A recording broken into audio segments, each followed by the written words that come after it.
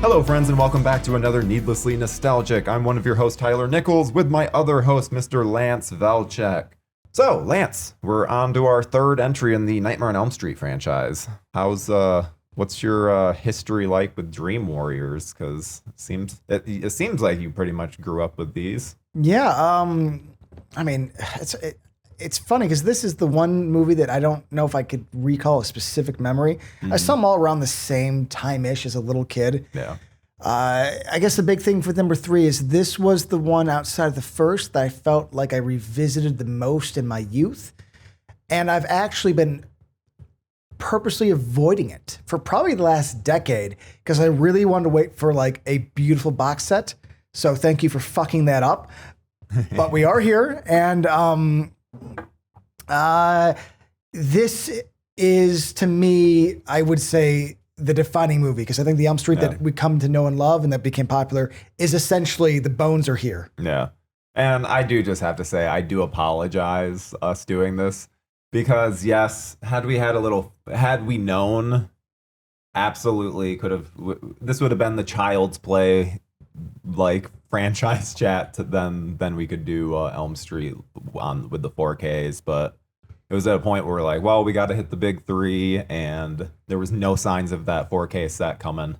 So, well, I guess technically there were signs because the 4K, the first one, had come out, but I wanted to get into the Elm Street series essentially. It's fine. But no, I get it. You're very much someone that likes to essentially forget a film. So yeah, I want to forget moments because I'll never forget everything. But this is a good movie for me because I knew all the big parts. I knew all that. But there were little things I did not remember. And I cannot wait to get into Freddy's voice because holy shit, we got things to talk about, buddy. Whoa, do you not think it's modulated as much? Okay, we'll start now. Well, no, let's wait. Let's wait. Yeah, I got notes. I got notes. Yeah. Well, let's just get into this. Well, no, actually not yet. Because I got to get into my history with Dream Warriors. We'll skip your history. No one gives a shit about my history. No, I'm similar with you. I mean, growing up with these films, the first one was the one I definitely watched the most and was the first. But I got remember that awesome DVD set that had you could see the Freddy on the side. It's like a little brownish. Or I guess you bronze, like... That was one with the special features in the insane asylum, right? It was one of the best special feature things ever. Yeah. Yeah, or it's like... Really? Because it's kind of like a puzzle. I mean, not really. You just click on things and it gives you cool information. It moves. It's when DVDs were like prime, dude. But they have like a bunch of hidden stuff in it. Sure, but I mean, that's not really a puzzle. It's just fucking clicking on stuff. I'm not like doing math in an escape room. I don't know. I think it was fun stuff with it, though. No, I loved it. I'm saying it's probably my favorite special feature of all time. I've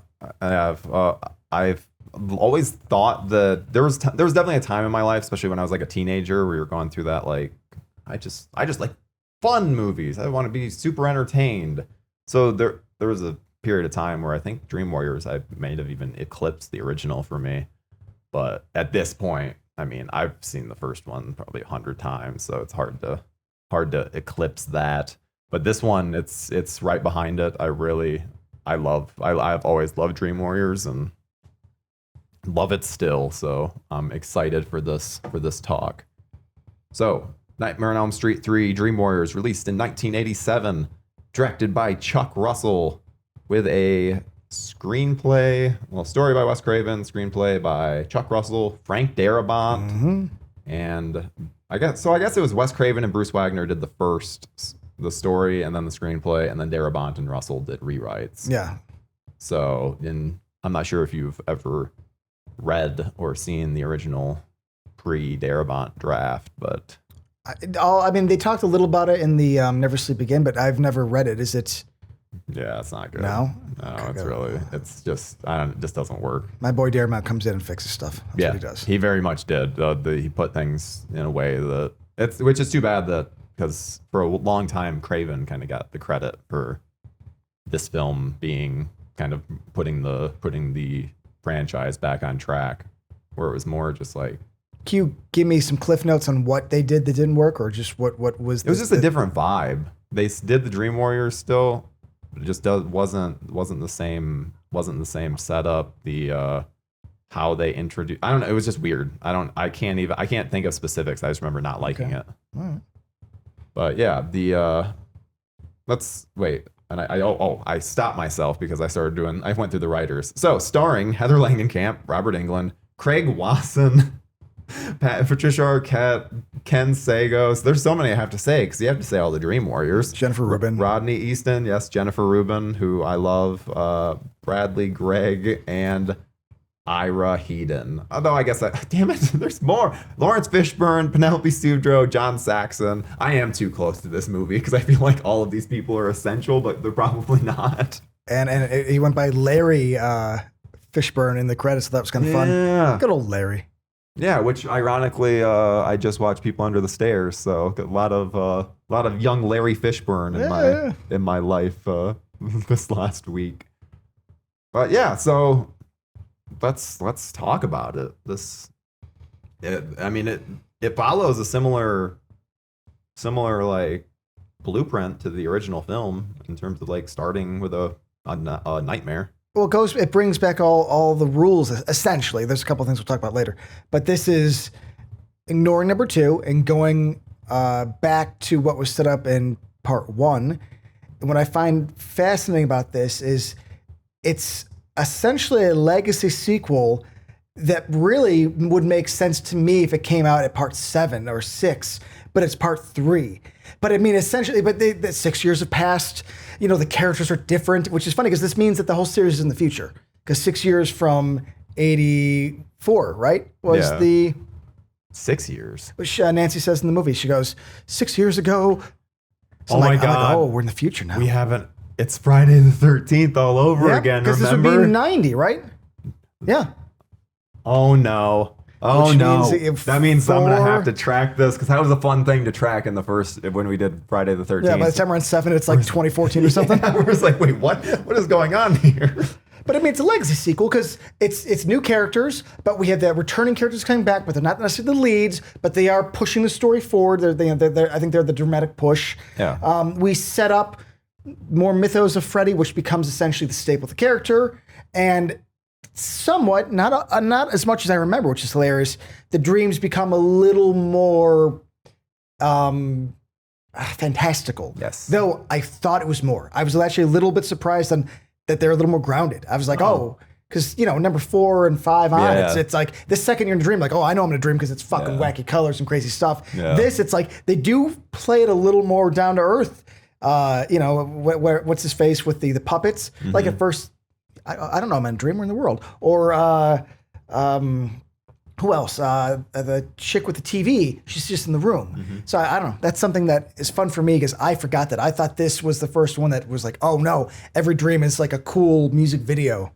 So you were probably conflating the two with because Dream Warriors with Rennie Harlan is like the 4 and 3 camera. I was mixing up a little. Yeah. But also, I would say 3 and 4 that's the weird thing. 4 is a heightened 3, is what I would say. Yeah, but they're like these paired movies, but then also, 4 and 5 paired as well. Yeah, 1, 3, 4, and 5 are a whole story. Yeah, which is crazy. Like, and it is like a really good arc. I haven't really thought of. That's a really, really strong. Yeah, but back in the day, you had to continue off. That's what we liked about shit like this. But this continues more or tied in more. But I good or bad, I think how they introduce the characters and continue the story is fun, and it doesn't necessarily ruin it. I mean, though I was thinking about watching this, like Freddy he's a little more, characteristic. It's not fun per se, but he's not necessarily always in the shadows. And I was like, I'm having a lot of fun with this, but I could see the diehard number 1 fans when this came out hating it. I did have that mindset. I'm like, because he is a little more active. He's swinging a little more. He's more fucking jumping around. I'm like, I could see like a grumpier Lance hating it at a different time in my life. I'm so glad you said that because even as you said it, or it's like, were you thinking this because you could see yourself in this situation? I could, yeah. And it's weird because I'm glad that I got to see these all together and didn't. But yeah, I mean, I definitely could, because the first one really doesn't fit with anything else. No. The first one's its own entity. Yeah. If we're going to continue, 3 to me is my favorite tone and style. Yeah. Though I understand why everybody loves 4. I understand Yeah. why 4 is the fucking music video one. You could pair 1 and New Nightmare.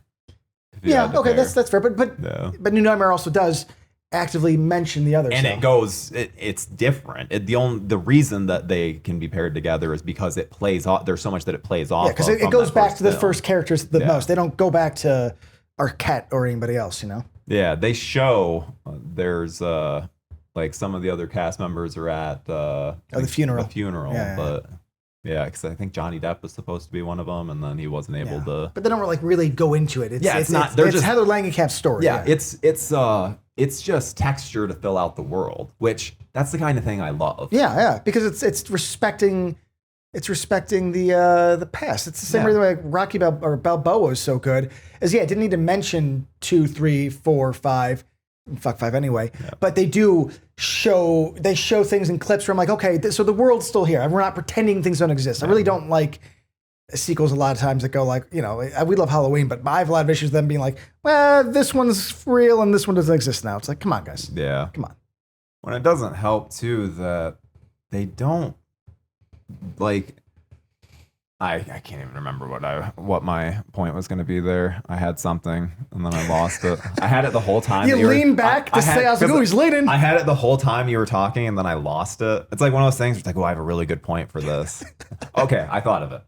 So I lost it again. Son of a bitch. Yeah. Well, the lean back was going to do it, did you? You done messed up. Yeah, that's my own fault. But no, it's more of it's a frustrating that they're not like showing people like that. It respects the history, but it also respects the audience's intelligence. That's what I was trying to say before.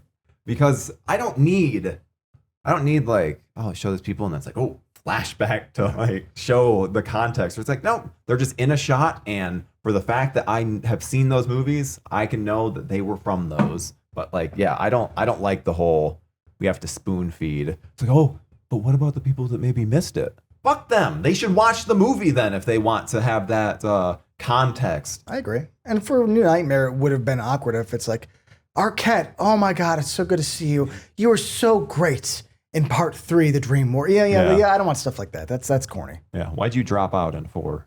But no, you mentioning Arquette, I think that's a great starting point. So, because I guess technically we haven't quite started even the film yet. But Kristen is the new Nancy, and Patricia Arquette's so fucking good in this movie. Yeah, she's her dramatic acting's good. We also, let's say, not only it starts with Arquette, but now this starts with what I think the whole series continues, which is, or what part 2 did a little, what I mentioned, it's now the house. The house is the anchor of all of it. Yeah. You know, she's making little paper mache stuff, which that's so cool. I don't know, because we did as kids. It's a cool scene. It's all dark and moody, and yeah, Arquette has that like vibe to it. The song sucks. I'm gonna say that because I know everybody likes that fucking song. You're the dream warriors. Yeah, I love it. Docking. Dorks. You're never gonna. No, yeah, I don't have to get convince me you. on No, that. that's fine. Everybody's gonna roast me in the comments, but I'm not into 80s hair metal. Never will be. And also even something like that speaks to our very different fathers. My dad is super into hair metal, and I cannot imagine your dad being into hair metal. Now, see, I was raised on Dick Biondi and Oldies 104.3. Yeah. So I'm sure if I didn't have parents that were so 80s oriented, I wouldn't be as. Do you think, I think the same thing, like, why am I really into the Four Tops? You know, why am I into like all these like oldies songs? Like, you know, dude, Temptations to Mountain, I fucking move my arms. No. So yeah, it's upbringing. Yeah. But starting with Arquette and starting that whole scene, I think tonally is a great thing for the movie because it's also, we're still taking things serious. Yes, it's more actiony, there's more spectacle, but it is still trying to be a horror movie. Yeah. No, they definitely. I love the I don't even. What is it called? Weston Hills. not penitentiary, mental Oh, health. the sane asylum. I know it's not. It's not. Yeah, because that's what I was trying to think. Because it's like it's not. That don't think that's. I know it's Weston Hills. I just don't remember the. Yeah, they can't leave. It's like a hospital that has padded rooms and stuff. It's like they're patients in the hospital, and that's a cool setting. It's an amazing setting. You have such unique different characters. They immediately establish all these characters as being so different, and even even Miss TV through the head, Jennifer, head through the TV. Jennifer, there's there's something with her. She's like asking for cigarettes. She's like very meek.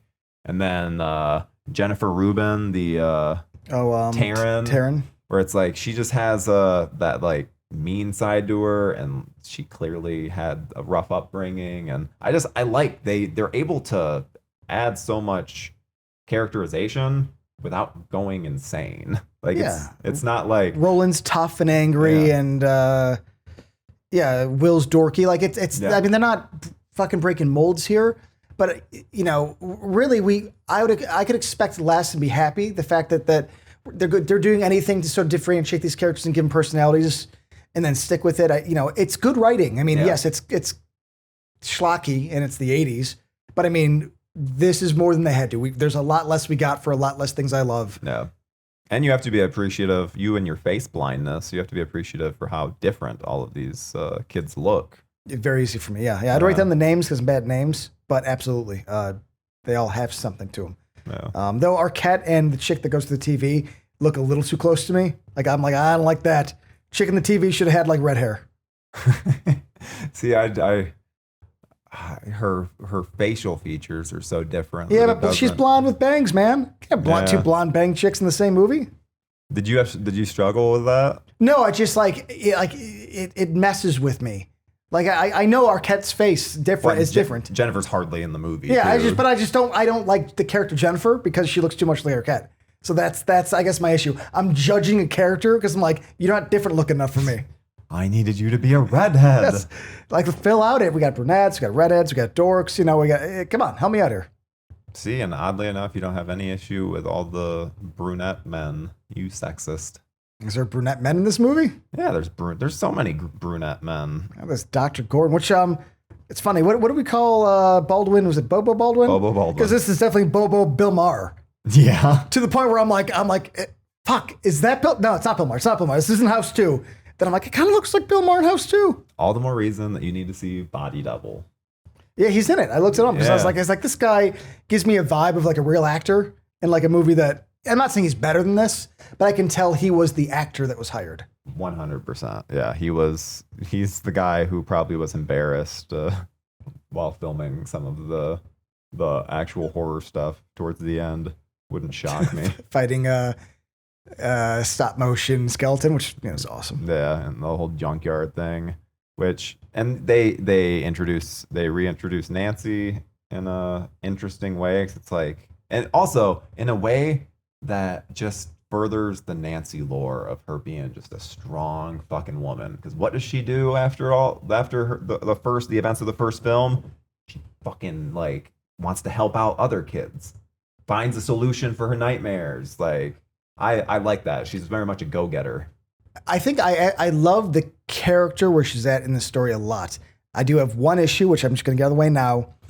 I think Langenkamp was too young to play the character. Yes. Because everything about this character says 30, but in the movie it's established, and in real life it's like she's 21. Yeah. But the way she dresses and acts, I'm like, this would have been like, this is what I'm saying. It's a Legacy sequel that is oddly way too early. Like this to me would make complete sense if this was number 7, where we now come back and she's the last kids in Elm Street. Like this is like like the series got off its roots, it's fucked up, and now we're coming back and kicking ass.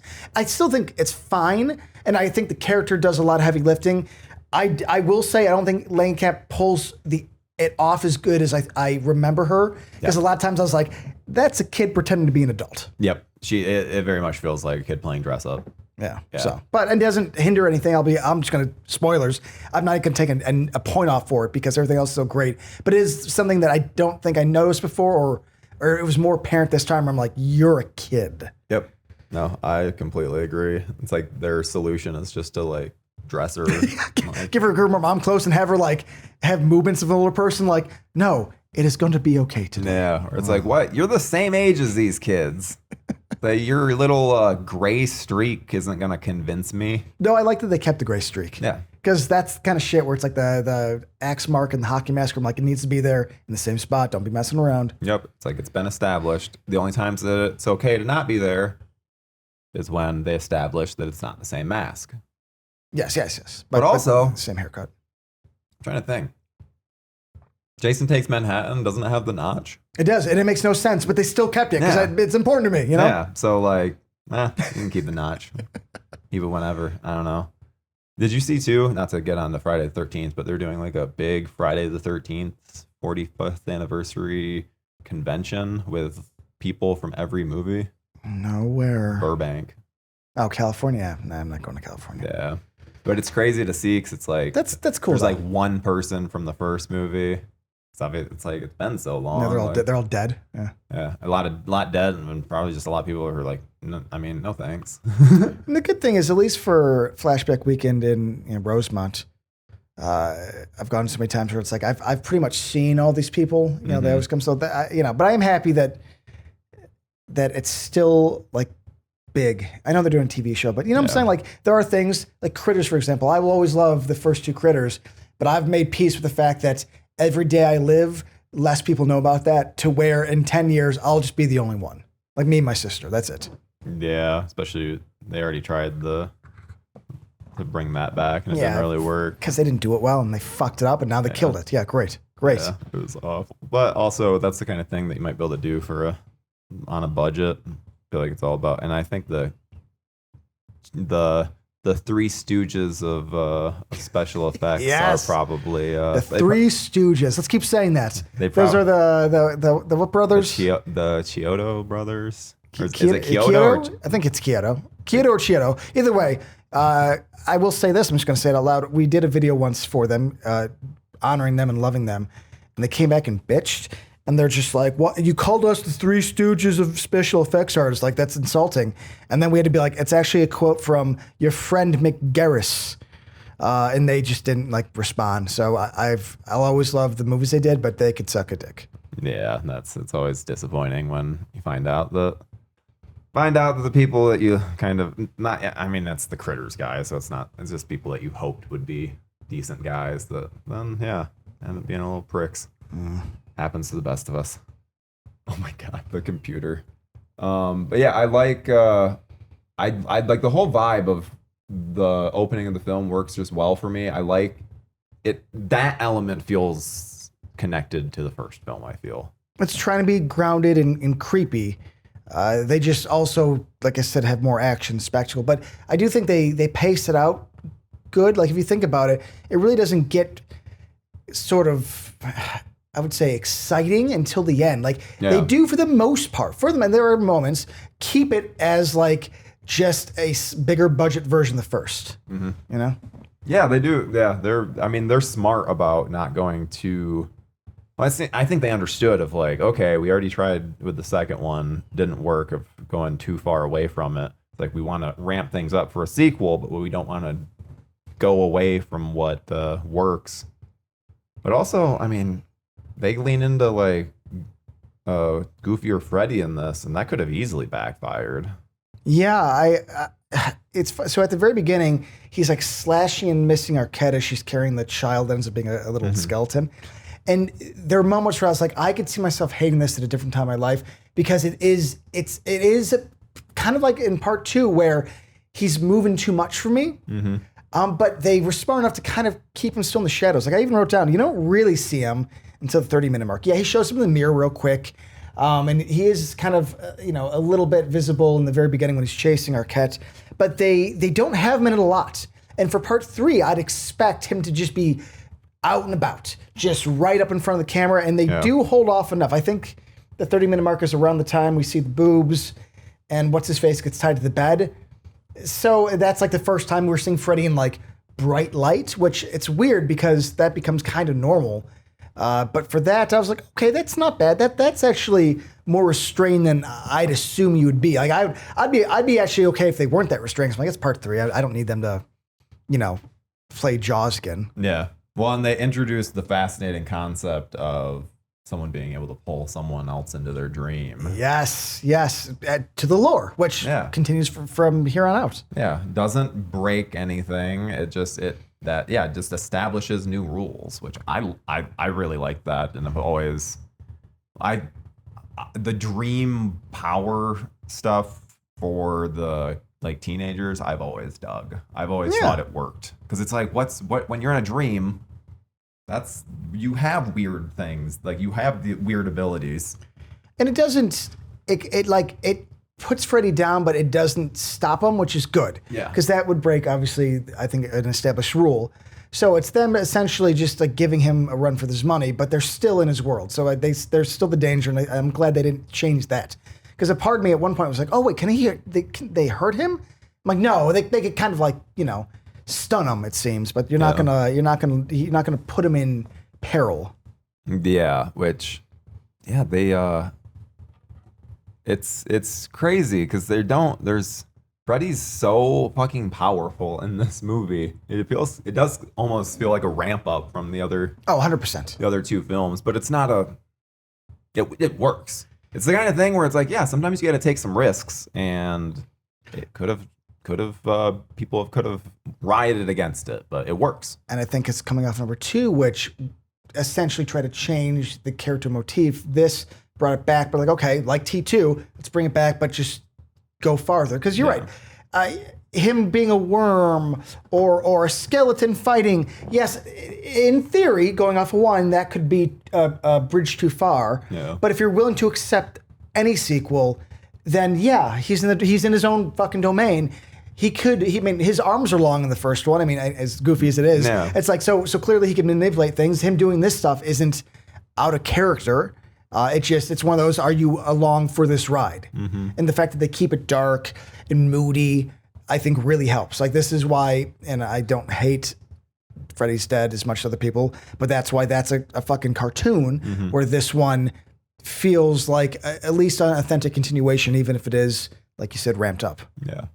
No, I completely agree. And if anything, I would say that Nancy doesn't quite go as hard. Once she, like, you would think she'd be freaking out. She'd have a little more PTSD regarding all of this stuff. However, it does speak to the strength of her character. Like, it's where she's immediately in, like, take charge mode. She's like, fuck, Freddy's back.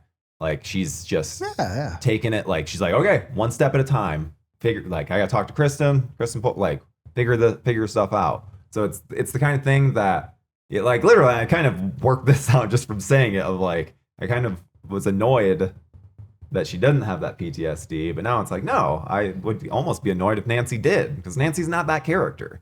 She's take charge. Always has been. Yes, I agree with you, but I wouldn't hate it if she had PTSD because it's only a few years after.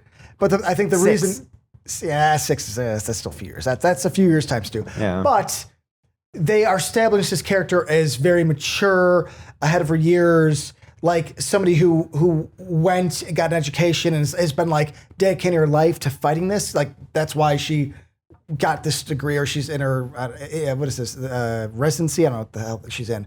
But I mean, clearly the dream stuff and being a psychologist is because of Freddy. So I'm willing to accept it, because it's like, yeah, that's her entire character arc is like, this happened and I spent my entire life, or the last 6 years, focusing my skills on this. So it's like, okay, that's cool. I like that. It's instead of Sarah Connor doing the push-ups, what if Sarah Connor went to college? Yeah, I think we're not to bash Halloween Ends again, but I think we're touching on why I fucking hate that. Halloween Ends, she didn't earn her live and let live. It's like, well, but you weren't living let live in Halloween 2018. Yeah. You were fucking building shit because like 3 friends died in the 70s. Now your daughter's dead and you're like, listen, I'm going to be upset.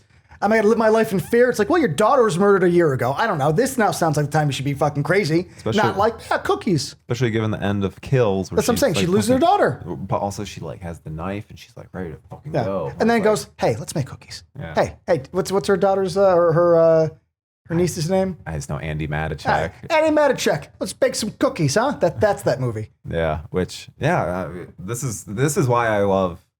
Okay, we've now established something. I put Nancy over Lori overall. But here's the problem, though. Yes, I actually think Nancy's always been stronger than Lori. But what Lori are we going for? Because Lori's keeps changing her timeline. You know what I'm saying? Yeah, that is very true. But I do prefer this character. I always have, only because, you know, and I don't blame Carpenter. I mean, she was just, you know, the damsel in distress until like the very end. Nancy, and we even talked about in part 1, pretty much like maybe she was a little afraid at the beginning, and then immediately is like, okay, I got to get my shit together. And I was like, oh, I like that. She's like, it's tough, building stuff, making a little like coffee pot in her room and having traps, and she's like organizing. I appreciate that. Yeah. Which even, it's crazy too how long, because it's the first major kill nightmare isn't until the 30-minute mark. They really are setting up like everything. Yeah. And the first kill isn't it the sleepwalking guy, right? Yeah, it's the marionette. Great. We got to touch on it at the end. We forgot to do favorite kill for 1 and 2. So at the end we'll have to do all 3. What's my favorite kill? Okay. Now it might take a second for 2, but I would assume that there's not many to pick from in 1. Yeah, I guess that's a good point. Yeah. Well, and I guess even 2, there's not that many either. We'll get into it at the end. But yeah, I've always liked that the marionette death is just fucking terrifying. No, the marionette death is one of the best. That's one I think, in fact, that is my memory of this as a kid. Because that was, I think, the one time this movie that as a kid I was unsettled. I don't know why. I think because it's just all dark and it's gory. My first thing I thought is like, I always forget that Nightmare on Elm Street is like, I mean, it's light, but it is body horror. It does mess with the bodies. And because that is a very gross, good, cool scene. Freddy becomes a little puppet. This is where Freddy's like doing a lot of different stuff, like him being in the clouds and shit. Where I'm like, oh yeah, we're getting interesting. Freddy, that's us thing where it's like, I keep thinking of 4 where it's more rock and roll, but this, like, yeah, it's expanded, but it's still grounded. Yeah, I whenever I have to use a Freddy, like a shot of Freddy in a video, a lot of the times I love you. It's the alley reveal or him doing the marionetting over the sky, like that building. It's a wonderful visual. It looks so cool. Yeah, the arches in the building too, where I don't know the guy's name, but like the building itself. It's not just he's on the roof; he's in between these arches. I just realized I talked to Chuck Russell. I told him how much I love Dream interviewed Warriors. him for some movie, yeah. Witchboard, which is awful, and just now got announced for a release. Oh my God, didn't you interview him? Yeah, I was gonna say, wasn't that like I was like a young man? Yeah, it was a year and a half ago. Because it's so bad that it couldn't get picked up. I think I edited your interview. Probably, but yeah, that's the kind of thing where it's like I feel bad about it because the interview went well, and he's a lovely guy. He really is. Yeah, he's a sweetheart. He treats Joe Blow well. He always he's a good guy. But you also have to be honest, and I mean, so it's tough being a critic. Wah crocodile tears. My life's so tough. Hey man, you got to be honest. Yeah. Well, okay, I'm gonna get into it now. Then, Freddy's voice is. I'm very surprised because they keep switching back. Did you notice? Because if not, I have time codes. Like it's modules sometimes, and other times it's just England's voice. And I was like, it's so weird. Like they'll do it in the same scene, like in what's his name, Will, right? Ira Heiden. Mm-hmm. You know, Freddy's this deep thing, and he goes, Will, you look tired. And then a minute ago, he's just like, get over here, or something like that. I'm like, what the fuck? Like, why was it deep before and now it's normal? And then there's this awesome part, which is probably my favorite fucking line, where our cat at the end goes back into a dream, or she's in the dream world, and Freddy tricks her to think it's the beginning of the movie and nothing happened. Yeah. And her mom's like, oh, what are you doing? You're being loud. She's like, I was waiting for you. And some guy at the bottom, her date's like, hey, where's the bourbon? And then it cuts to Freddy with her head. I said, where's the fucking bourbon? But it's just Robert Englund's voice. It's just his voice. In no way is it even touched. And I'm like, this movie keeps jumping back and forth. It's strange. Like, I remember it being more Robert Englund, but there is deeper parts. I was like, why is it some and not others? I don't know. I'm not complaining. It's just more of an odd observation that I've never noticed till now. Maybe it's context. Maybe when he's trying to put it on versus because technically, if he was doing an impression. I'm saying it's weird in terms of the series. No, I get it because even the series is he's just been like low and scary. Now it's just like we're old friends. Yeah, because even the TV talk show appearance, his voice is heavily modulated. That's what I'm saying, dude. In the Terran scene, I even wrote it down.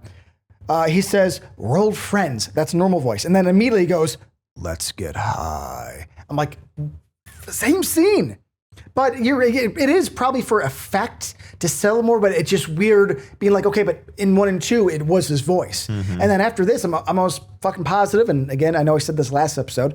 I'll eat my words. I think it's just normal voice going forward.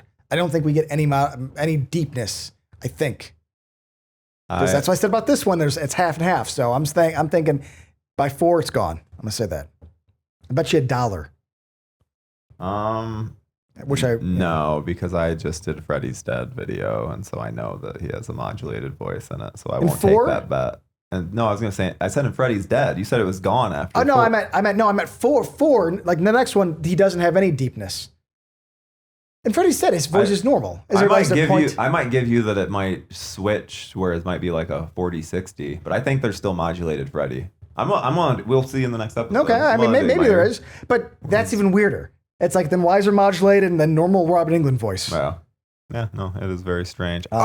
We didn't talk about too how the first death, it comes about from a very cool stop motion sequence. Puppet. Yeah, like that's sick. The transformation and. Yeah, he's interacting with his dream world's cooler. The puppet and the worm to me are like, oh, that's a really interesting way to have Freddy in the movie without just having Freddy Krueger. And it actually kind of keeps it fresh. Like instead of just having this dude, the hat and the glove, which is fine. I feel like this movie, it's more special when he's seen because there's a lot of times he's doing something else. Yeah. He's introduced. That's the puppet that he turns into. Which then, even if the kill wasn't marionette related, it would be like, why the fuck did he turn into a puppet to only turn into himself? But no, there's the connection. Yep, ties back. Then even with Jennifer, with her in the TV, it's like, yeah, she's watching. You can see Freddy on the TV. Like, there's these little hints and him coming out and the antennas. I mean, again, goofy but also cool. Yeah. Like they pulled off. This is one that I think you need the right script, the right director, and the right DP. Because there are parts of this where I'm like, oh, this could have been a Freddy's Dead if in different hands. That's a good point. Yeah, it very much could have been. I remember reading the original script and not like as in I read the Frank Darabont, like the just switched over script, and there's still changes where then like, yeah, even a different director with the same script, I think, would have not been able to pull it off. Yeah, there's something. They respected the original from this, and you could see it. Where 4 and 5 are essentially taking from part 3 and then making it their own, which I think is great because honestly, you can't keep going back to the first one because you're getting way too far away from it. Then you're going to start pissing people off. Yeah, that's true. 3 is the launching point for all of the other films, and then he doesn't say bitch until this one. I looked it up. I was like, this is where the bitch comes from, dude. He loves bitch, and then he goes hardcore with it. There's some movies where he says bitch a lot. I know, but it's like chill out, dude. But in this, I think he even writes on the guy's chest. Mm-hmm. It's just I was like, wait, is this start a bitch? And I did some research. Like, dude, the start a bitch, the start of our the Freddy we come to know and love. Yeah, and. What are your thoughts on the makeup for Freddy in this one? I think it's when I think of Freddy Krueger, this is the makeup. I think this is the standard. I think there's worse versions of this throughout the films, but I do believe like when you see a mask of Freddy that's good, it's this. Yeah, it's that like I don't know how to explain it. Like pizza, we'll see pizza soon. Well, I'm trying to because this is like 5. 5 is like that old man look. Yeah. I don't know, there's something about this. I mean, it's good. I love it. It's not as scary to me. It's more, I don't know, mainstream. It's good, but I'm not complaining. I'm just saying, like, I'm trying to describe it. Like, it has, this is where all like the specific holes are, and it just seems, I don't know, iconic. I'm stumbling over words. I'm sorry, guys. And it also just feels like it's like, oh yeah, this is their, even though it's not the case, because I think they changed who made the mask like constantly. But they're trying to go off of this one, no? Yeah. Don't you agree? yeah, it seems like this is more of a, this is the third film. They've got it figured out, at least to a certain point. The launching. This launches everything. Yeah. The mythos is here. We got Son of 100 Maniacs, the souls. I feel like bitch. Yeah, the makeup. This Yeah. is Freddy. I didn't catch bitch. That's real fun. I did. Yeah, I never realized that bitch was Starts in part originated 3, here. man. Yeah, so I feel like this is Freddy. It's just weird that 3 movies in. I like that though. It's kind of like Jason. The hockey mask didn't come in until part 3. Yeah. So it's like Jason we know and love didn't start 3. The Freddy that becomes popular is until part 3. Yeah, that's interesting. I guess I'm curious too of with in terms of Freddy's like have we noticed changes in the sweater? Like anything like that? So the first one had red arms, and then the stripes come from 2 on. Oh, okay. That's the thing. But I was gonna say there seems to be a consistency despite things changing. It's weird. yeah, that's more. This is where it's perfected. Yeah. Like they didn't like put anything in here that. I mean, obviously, besides some more of his backstory, but the look of them, I think it's just refined to the point where they're like, okay, we got it. Yeah. No, I agree. It's I think they did a good job with everything about Freddy in this movie. He comes across like not quite the pedophile he is in the first film, but he comes across just like that creepy uncle. Like whether it's Taryn and the fucking heroin shit, whether I don't know, just he comes across more as just like a weird pervert, I guess. Yeah, because he's a little more active. Yeah. He's not so much hiding. Yeah, let's get high and him messing with Will in the wheelchair. Like you look tired, take a seat. Like he's like poking in this. This is the first time he's poking. I'd say like maybe a little in part 2. With you got the brains, but this is I feel like England having a little more fun. Oh yeah, he definitely seems to be having a lot of fun in this one. Probably, I mean, we'll see later on. Probably but I think his fun comes through even more so later on as he understands the character more and more. I think this is the film where he really just figures out who Freddy is. Like he gets it. And Freddy becomes essentially the main character going forward. And then we get like Robert Englund just getting to have the time of his life. Yeah. Because they do hide him more than you really would need to in part 3, Yeah, we don't see him much in that first like 45 minutes. And when we do, it's the quick. Yeah. Or he's altered. Yeah. Or it's him as that big snake, him as the puppet. So we're not seeing just him. The next time they bring him back, I know they wouldn't do that because I feel like the remake, he was just Freddy the entire time. But I do kind of miss them switching it up because in the later movies, they pretty much do the same thing for the most part. I mean, maybe Freddy's Dead the exception, but I do like them that he becomes things or, just not the typical England in costume because it's like, yeah, let's switch it up. Let's have a visual difference. Yeah. Yeah. And, I'm kind of surprised that I think that Lawrence Fishburne dies in most other films, in most other circumstances, and like the fact that he survived. The fact that he survives is, I like it because I like that Freddy is attacking the teens. The last teens, right? Yeah. For some reason, I don't want my Freddy to be going after adults. I don't have any. He's breaks I think the core element, which is like he can't kill adults. He shouldn't, because him killing the kids is torturing the adults. Like he's going for like a deep fuck. Well, and also the power dynamic. I think Freddy's a power dynamic thing. He's used to going after children. Yeah, good point.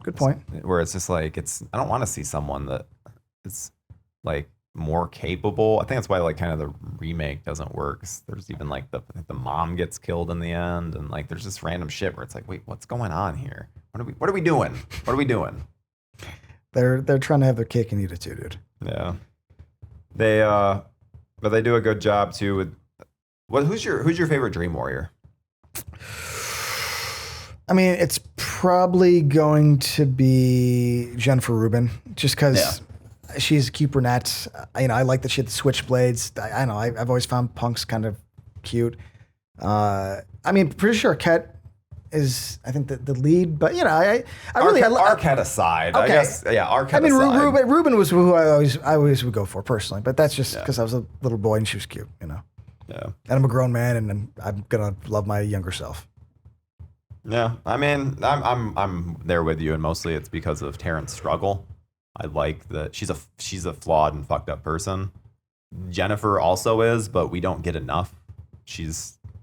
It's very intriguing of the show. She's putting the cigarettes out on her arm, so that's that element. It's like, ooh, she's fucked up.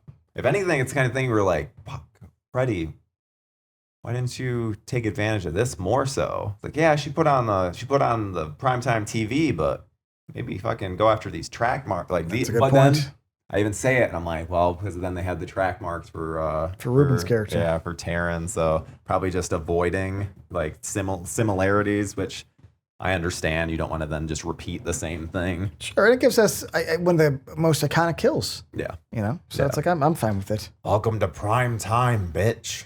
It's one of the More rock and roll. Yeah, it's one of, just for the line itself, it's one of the rare circumstances where the one-liner improves the kill. Yes. Yeah. Because like usually it would make it like it's the commando effect where it's like corny, like oh. We're laughing at it.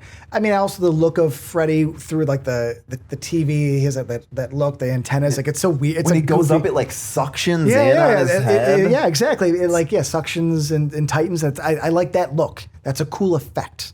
Yeah, it's such a cool look. I like it, and even too the on the arms, like the arms that come out, the like weird, They're like robot arms and shit. Yeah, pick her up, and like in one of the arms, I'm pretty sure there's a claw on one of them. Yeah. Oh, that's both sides. There's claw on both sides. But I love because it's a TV, the arms are robotic. Yeah, they're just like TV has parts. But then Freddy's head is not robotic. No, but it has antennas. Yeah, antennas though. Yeah, that move independently. That's fun. Again, the wrong director. It's funny now that I'm talking to you. It's like they do walk the line a lot closer than I ever remember. Like this isn't that far from Freddy's Dead. Like, I agree. It is. No, it is far, but I'm saying it isn't in terms of there are things where it's like 2 degrees to the right. Because I know I agree because I get into it when you get into Freddy's Dead, but I think there's convert where it's like a better director, which I don't want to put that on Rachel Talalay. It's a bad script too, but like there's elements that work where it's like someone else I think could have done it if it wasn't their first feature film. It's really hard to deal with that kind of subject matter with your first feature. The script sucked. I don't blame her, but I'm also not gonna. And I don't think she did a bad job, but I definitely think she didn't turn it in the direction it needed to. I almost felt like she's like, oh, this is a script, I'm gonna lean into that. Where it's like, yeah, but maybe if you leaned away from it, we would have had a more dynamic movie. Yeah. What do you think of Freddy's mom being introduced? I love it because this whole series is supernatural anyway. Adding a cool ghost, fucking A, dude. And and also because she's a ghost, we get like cool mythology dumps, which I don't know. I guess normally I would not want to learn more about Freddy, but it's just enough where I'm like, oh, a nun was locked into an insane asylum over the weekend and raped by like 100 maniacs. That's dark and mean. And it doesn't necessarily really give me too much more, just to know that like he really was born out of evil. Yeah. So it's cool, but it's not like when he was beat by his dad, Alice Cooper, in Gary, Indiana, and he was an awkward teen, and people didn't like him. It's like I get it. This is good enough. Yeah. I agree. They didn't need to go. They didn't need to go crazy with backstory because it's the lore. The lore that they add is also there's an ambiguity to it. Yeah. Was she raped by 100 maniacs? What, you know what I mean? Or is it just the story that's built up? Yeah, because it does come like a legend, right? Yeah, urban legend. Because then once we see in 5, where it's just like it's even more ambiguous, where it's just like what, it's where it feels even more like over the top of like, oh, this feels like something that didn't actually happen that they're just showing. Yeah. So no, it's interesting. Well, then too, the fact that I like that she's not actually real. She's a ghost. That's Yeah. cool. And we find out twist ending. It's his mom. I don't know that.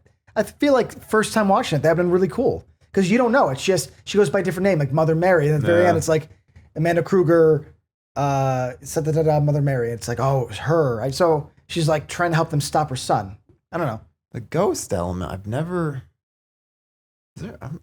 Is there any other instance in the franchise with ghosts? I don't think so. I mean, she comes back in 5 because that's where it ends with the doors being shut and it coming out of her stomach. That really cool puppet. I don't remember any ghosts being in 4.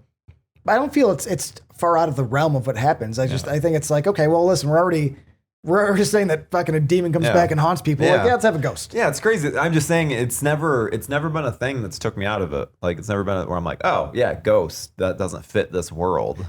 I think because they handle it in a really weird, like they are hinting really heavily she's a ghost the whole time, where it's like the music and the way she talks. And I feel like she even like has a little bit of like how they film her is dreamlike.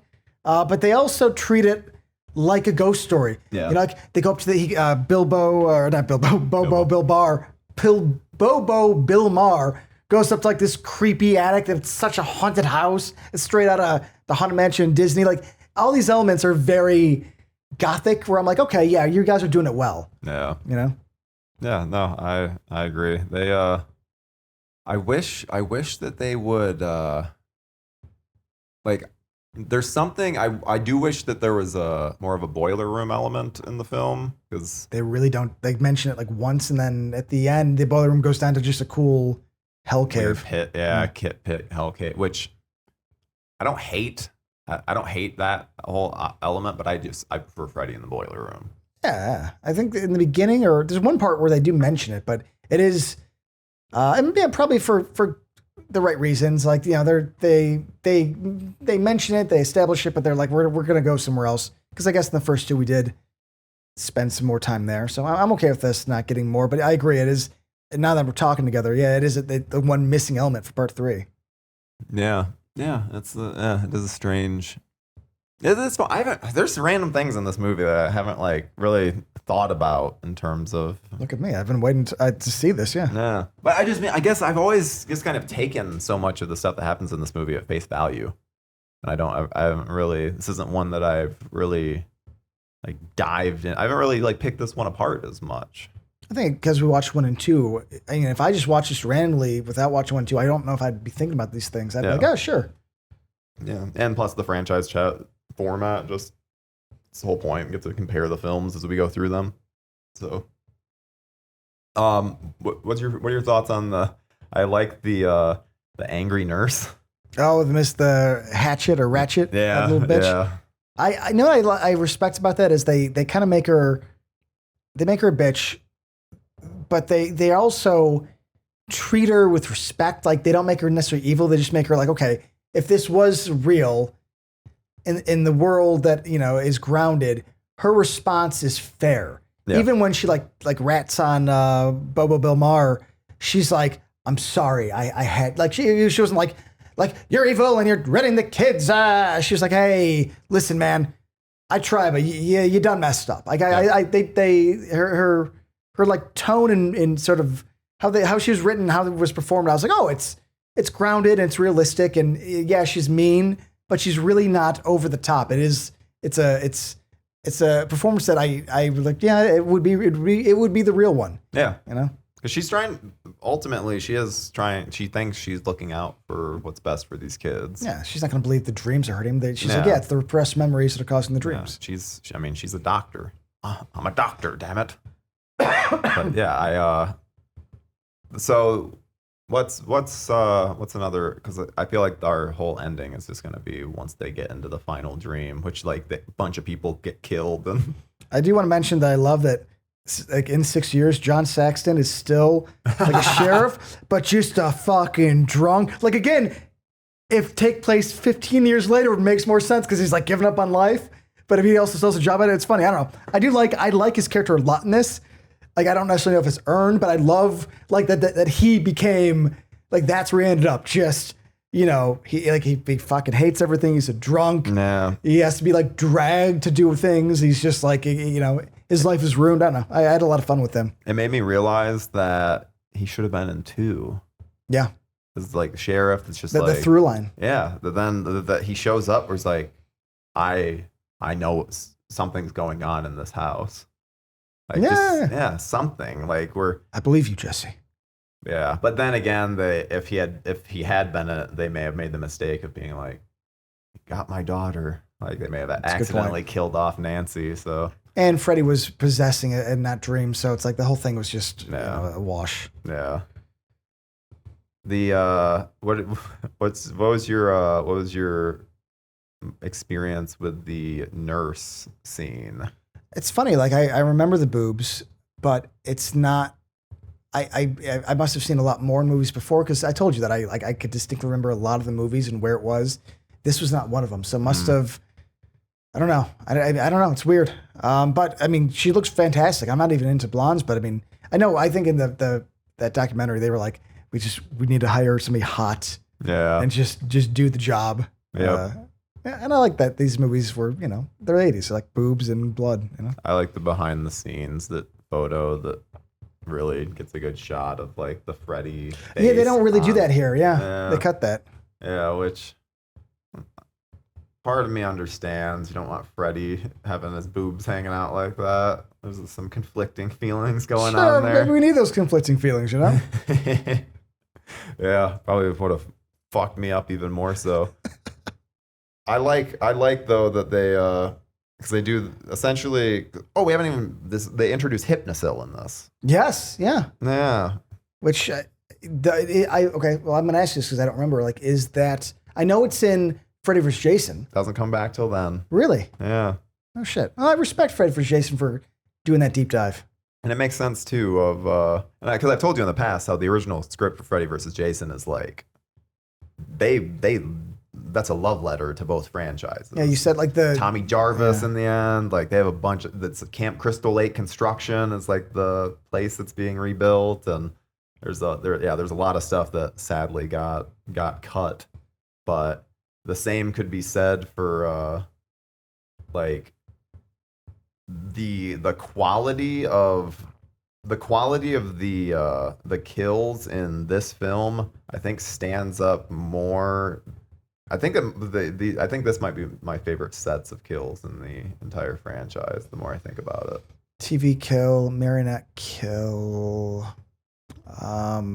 heroin kills, which is that's cool. Like that's visually very cool. The alley. And then sadly, Will's death is kind of lame. And they even admit that in the behind the scenes. I think it's like they just like rushed it. Yeah, but there's also like Heather Langenkamp gets killed. They kill her and John Saxon. I actually respect that. I wrote that down. Like, I really respect that you went out of your way. Again, I wonder if that would have pissed me off though. Yeah. At the wrong time in my life. But now I'm like, oh, that's ballsy because you wouldn't normally do that. Now you'd want to make sure your legacy characters are safe.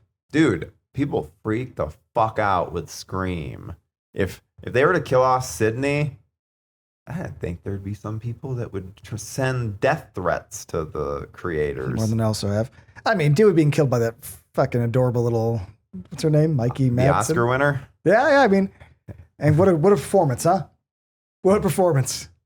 And I'm being serious, like she was great in that.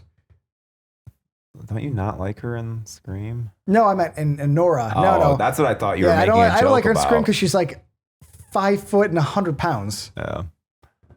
Yeah, the whole I like the dream aesthetic that they go for because like it's at the end it starts getting more dynamic. Like up until this point, they don't do the colors and the music video stuff that like becomes real popular. But yes, as at the very end, it's like it ramps up and then it becomes visually beautiful and artistic. I'm like, reds and like how the dream world is interacting becomes very like fantasy based. When remembering how in Freddy's Revenge, you could see like red light in the corner, and it like the rest would just be normal light. Oh, you mean like because they could afford it? Yeah, because it was poor lighting. Yeah, they had 2 lights. Yeah, where it's like, well, okay, well now we're actually getting something here. Chuck Russell and his DP have an eye. Yeah, Which I remember now. They did bitch about like it's really tough to light a area like that. I do. But isn't the whole ending scene? Didn't that like fucking people hate each other? Didn't like Chuck Russell become like a douchebag? I remember in the documentary that ending scene or that whole part where they film in that cave caused a lot of issues. I don't remember. Yeah. I feel like, okay, if I'm wrong though, maybe if somebody's listening to this, correct me, but I swear that becomes a point of contention with the cast and the director.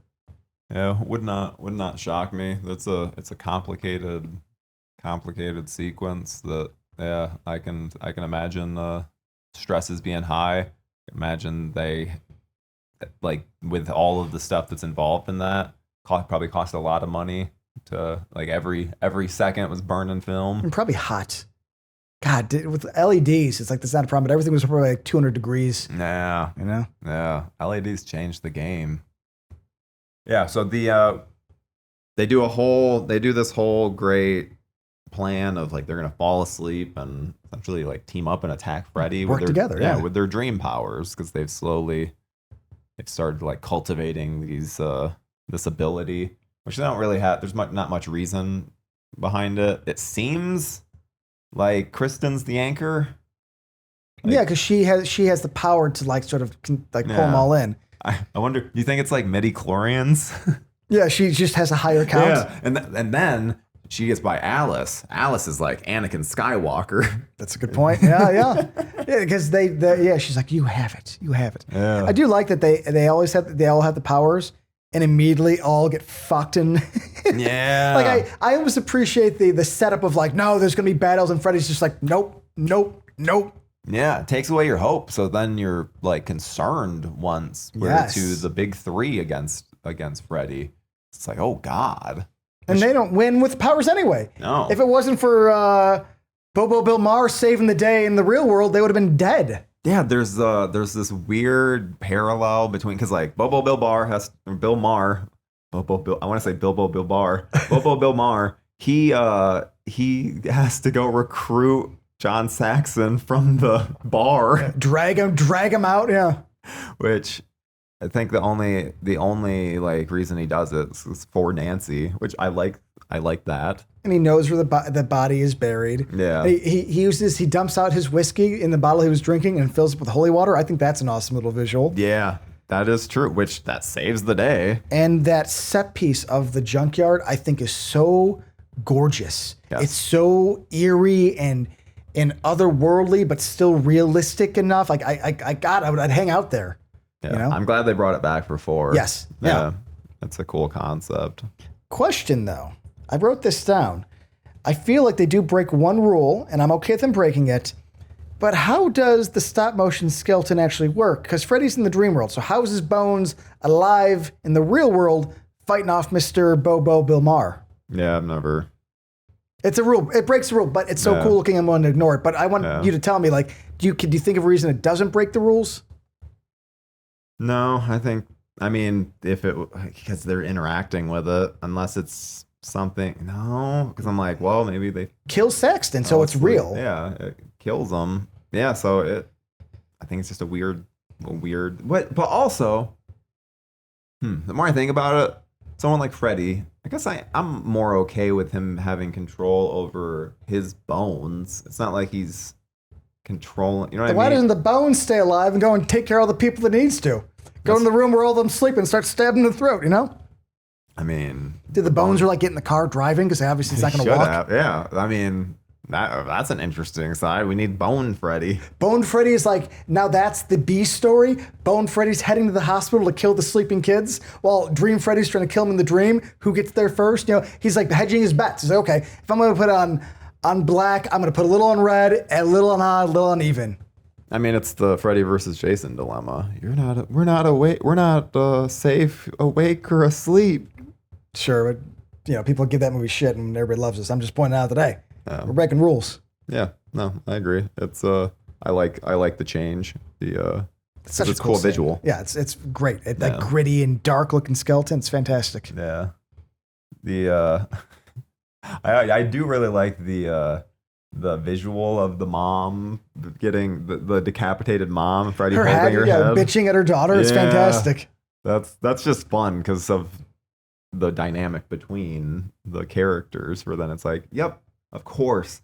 This shows that Freddy has done his homework and knows how their mom acts, and he's emotionally abusive. Like this is the first time he's emotionally abusive. Yeah, it's not just random. Like not to bring up Freddy's Dead again, but they do, like, there's the guy who has a hearing aid, and his whole nightmare is based around that fucking hearing aid. Yeah, dude, he goes for yeah, exactly. But that's what I'm saying. He has emotional. The chick from number 5 who's like weightlifting. No, well, the weightlifting. But I was thinking of the girl who has the eating disorder, and he stuffs her full of food. I was like, he's going deep. Yeah. I like, because that's what Freddy should be doing. I don't like that when it's just, boo. Yeah. I'm going to scare you.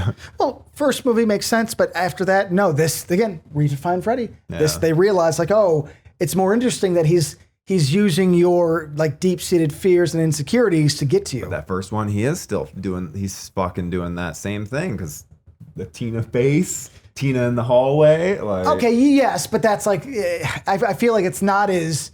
Yeah, it's not pulling out, like, distinct parts of you, but like, he's messing with that time John Saxon touched you when you were younger. Yeah, exactly. He's horny John Saxon reaching down a little girl's pants, Yeah, they don't do anything weird like that, thank God. No, they don't lean into the pedophile angle in this. No, I mean, do they bring it back at all until Freddy vs. Jason? I mean, because it's just killing kids.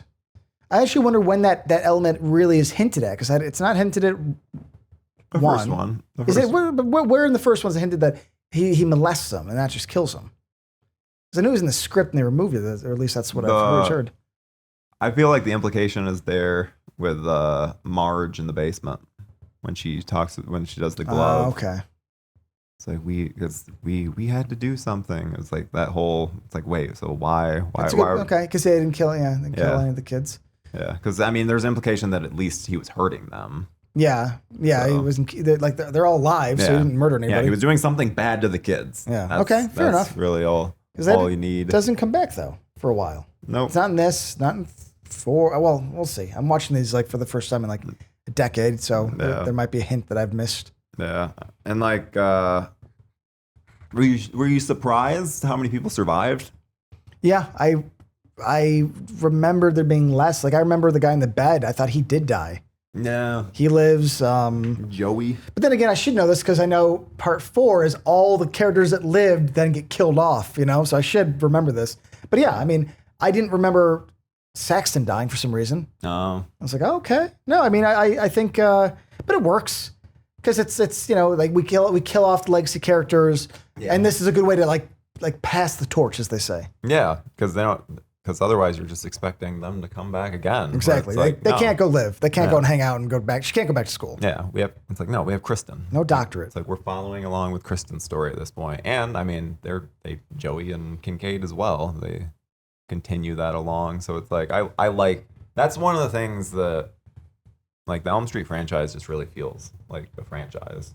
They were the best at connecting things in a way that felt authentic, as opposed to, and I love Friday the 13th, but like that was more like it seemed by obligation. Okay, yes, I'll start here where the last one left off, and then I'm completely going in my own direction. I think that was always like a mandate, a Frank Mancuso mandate of like, you always had to start from where the last one ended. But that's the 80s for me. Like, I'm glad. I always wish that mandate was brought back. Like this, I'm not even the biggest Saw guy, but I appreciate the fuck of how convoluted that whole series became because they always had to continue off with another one. I'm like, good, keep it interesting. Yeah, that series has gotten so convoluted by the end. It's kind of funny. I'm wondering how much they're gonna be able to clean up this one, because it's like, even there's a lot of like great visuals, and especially even the skeleton stop motion at the end. I'm hoping they're going off the negative, because I do feel this would be gorgeous. Like, just properly, like, and we're watching, I believe this would be Blu-ray. In all fairness, this is fine for me. If this was all that existed, I'd be okay. Just give me a good box set. But knowing that we're going to get a more touched up version makes me excited. Yeah, I completely agree. There's a lot, because it's just, there's the whites and the blacks. Like, there's a lot of like, that's what HDR and 4K really helps with. And also color too. Color just looks so much better. So then this is a very colorful movie, and it's fucking gorgeous. But yeah, then they do the they do the little tease. I like the Hall of Freddy mirrors. Where he like splits off. That's cool. It's a cool, and yeah, but all this the not scenes. What I'm looking for, the sets. Yeah. Like there's enough different parts of these dream. Yeah, this is where I think just visually you're right. Even if it's not the most colorful film compared to obviously the later ones, I do love. Yeah, the Hall mirrors is great. Then we can think of the. There's just so many different places that things happen. Yeah. That it's like every kill is in a different environment. So yeah. The finale's just moving from set piece to set piece. Yes, set piece is what I was looking for earlier. Yeah. Which then we finally get the payoff too of Joey. Like Joey lost his voice, and we finally with the mirror. Like I like that. It would have. Like His the power. it's the setup. The setup is what makes it work. His power. He saves him in the end. Yeah. Or at least he saves him. He stuns Freddy. He stuns Freddy. But he's the first person that actually like his power had some ability to sort of stop him for a minute, as opposed to everybody else who like it was more of an annoyance to Freddy. Yeah. No. And the holy water too. I love that look of him spinning, and every time he throws the holy water, Mr. Bobo Bill Maher, it has like the holes become like light. Yeah. There's something I don't know, visually very cool about that. It's a very Catholic movie. There is something, but also I guess it could be considered a flaw with Nancy getting tricked by Freddy and with her dad. You would think that she would be like smarter than that. Yeah. But yeah, I guess she was like, just said like, oh, you're dead. Okay. Yeah. Sorry to hear, Pops. But whatever. I mean, he used her father to like get to her. I mean, at least it's that. I'll accept that more than if he got her any other way. Yeah. Like playing her dad would be like, okay, that's like the best card he got. I'm okay. Fair enough. Yeah. Yeah. I mean, the Freddy endings, I always love, but he kind of like will explode in some kind of way. Yeah, this is a cool ending, man. It's like especially because if you think about it, with the first one, she just turns around and is like, I don't believe in you, and he just disappears. Kind of corny. Yeah. 2, it doesn't even count. It's not the same thing, but that's a corny ass, like, she kisses him, the gay guy becomes straight. It's like, come on, that's stupid. Yeah. This, it's like they bury him, the holy water, they put the cross. At least to me, this feels more finite. Yeah. In terms of like the rules they set up. Like, okay, a proper burial for this demon child, the devil child. Yeah. And I mean, it's too bad that they kill off Nancy, but it's stakes, like you said. Then they were able to move on to the. Well, this could have been an ending. I would have. Yes. Like if this bombed, I would have said, like, wow, what a great. Like they did 1, 2 failed. They came back, swung for the fences, and then like ended it on top. Yep. Yeah. I'm very glad that we got the franchise that we got, because Freddy was just like such a pop culture milestone. And we got cool directors to do visually interesting things. That's what we're always saying. Like, there's not a bad Elm Street in the England era, only because at its worst, these are visually fun. Kills are always interesting. It's like they're not boring. Yeah. I've seen some Friday the 13th that I don't dig because they're boring. These movies are never boring. I think that says a lot. Yeah. No, I completely agree. So, what would you rate? Well, no, we're not doing it. What's your favorite kill? Fuck. I want to say Marionette, just because that's the one that as a kid that always stuck with me. It's like the most body horror. Yeah. And it's the darkest one, I think. Yeah.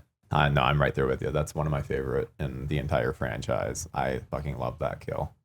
What about for the first film? I think Glenn's mine.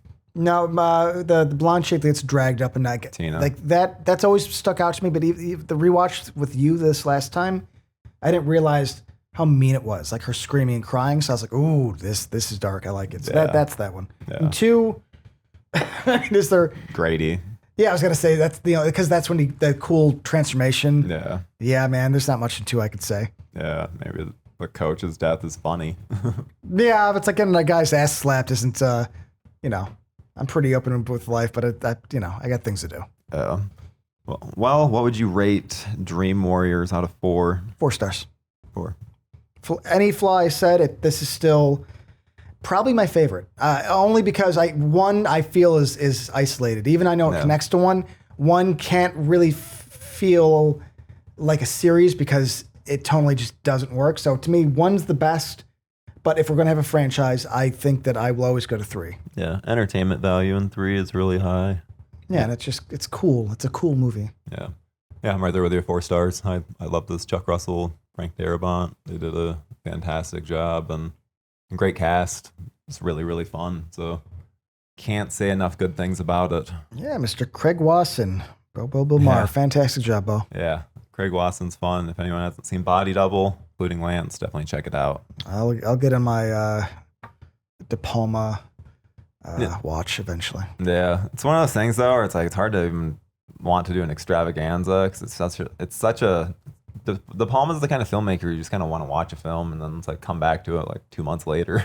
Yeah, okay. I mean, let's not do an extravagance for something I haven't seen. Yeah, 'Cause that might just end up being like, yeah, it's good. Yeah, it's fine. Good. First time view, it's fine. Episodes are like 6 minutes long. Yeah. I'm like, yeah, it's good. It's good fine. dramatic. Yeah. well, we have done it. So next week will be Nightmare on Elm Street for The Dream Master. You guys can make sure to follow us on our Instagram. Make sure to rate us on Spotify, Apple Music, Apple Podcasts, any of that. And also make sure to check out our Patreon. We have a tier for $5, a tier for $10, and it has 2 bonus episodes a month. Definitely check that out. And I don't even know if our merch store is up at this point. We had it up. It'll be up again. Yeah. We got screwed over by T Public, but lesson learned. Yeah. Lesson learned. You can check out some of the designs on our Instagram because we'll make sure to put those up. So yeah, but make sure to check us out next week with The Dream Master. Goodbye.